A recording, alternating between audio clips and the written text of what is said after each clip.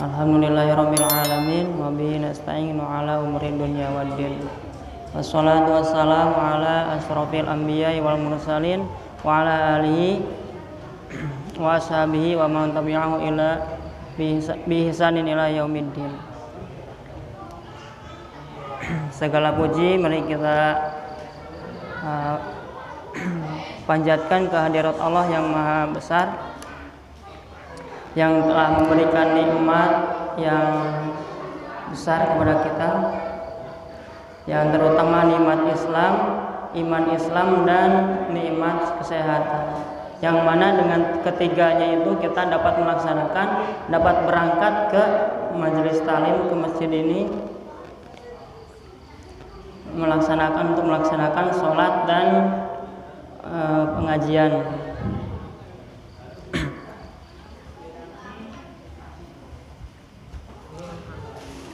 Yang keduanya mari kita sholawat dan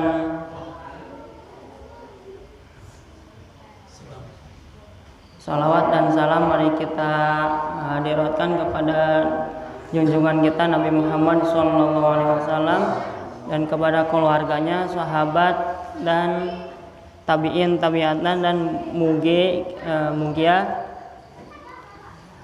sampai kepada kita selagi umatnya.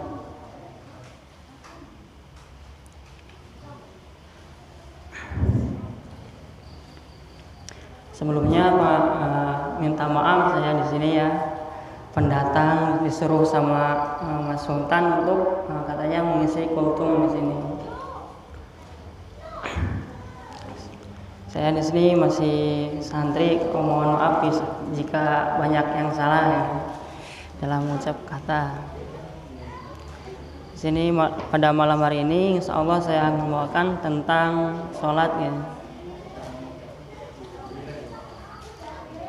Sholat adalah rukun iman yang kedua setelah syahadat. Sholat juga merupakan salah satu rukun iman yang paling diwajibkan.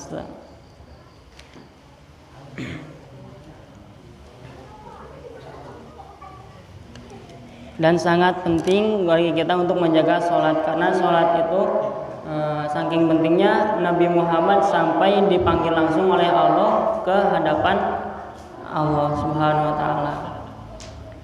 Saking pentingnya sholat.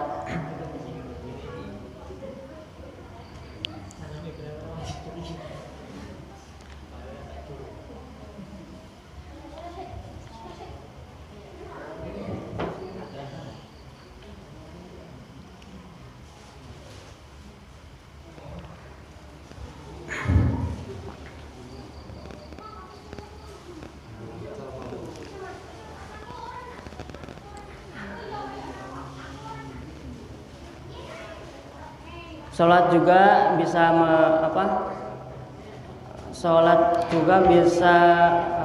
mencegah dari kemungkaran dan keji, seperti dikatakan dalam Al-Quran, inna sholata tanha 'anil fahsya'i wal munkar.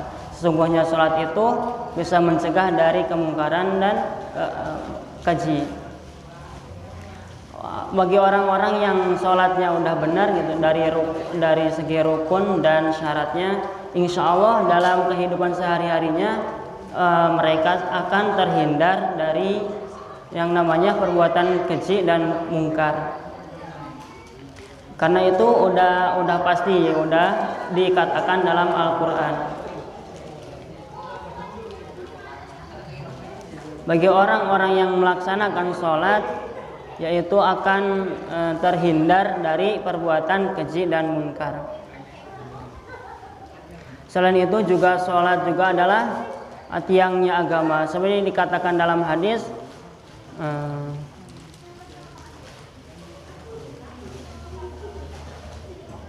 sholat adalah tiangnya agama. Barang siapa yang mendirikan sholat, maka dia telah mendirikan agamanya, dan barang siapa yang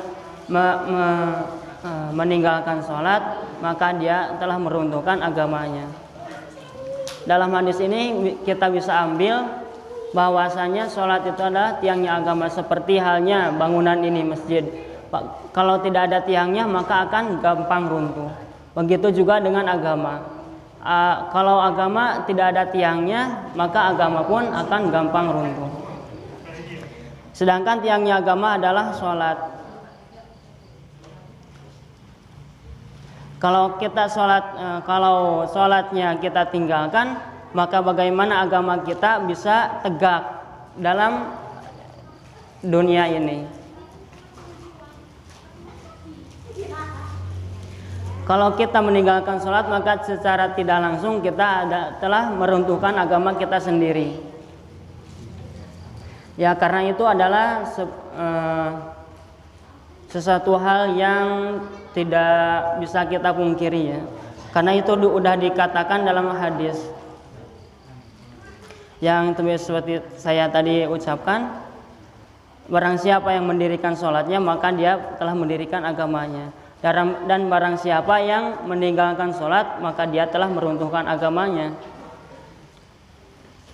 Maka dari itu harus bagi kita untuk selalu menjaga sholat.